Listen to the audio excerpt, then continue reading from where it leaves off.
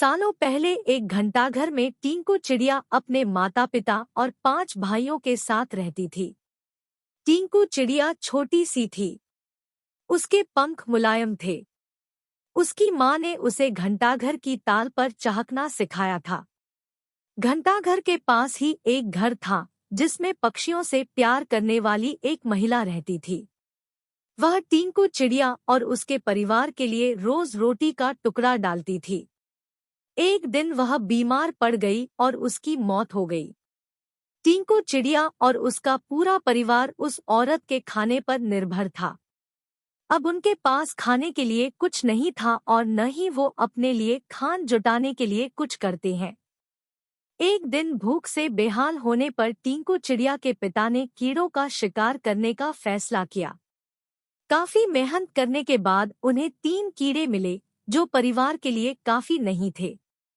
वे 8 लोग थे, इसलिए उन्होंने टिंकू और उसके 2 छोटे भाइयों को खिलाने के लिए कीड़े साइड में रख दिए।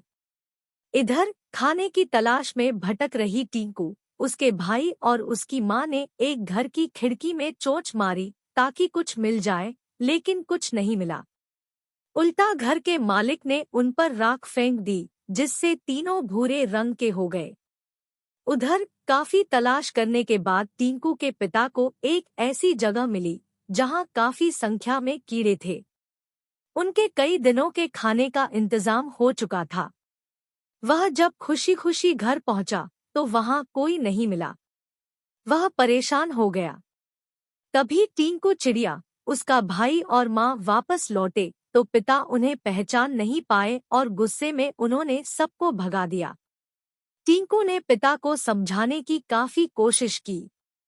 उसने बार बार बताया कि किसी ने उनके ऊपर रंग फेंका है, लेकिन टिंकू के हाथ असफलता ही लगी। उसकी माँ और भाई भी निराश हो गए, लेकिन टिंकू ने हार नहीं मानी। वह उन्हें लेकर तालाब के पास गई और नहलाकर सबकी राख हटा दी। तीनों अब अपने पुराने रूप में आ गए। अब टिंकू के पिता ने भी उन्हें पहचान लिया और माफी मांगी।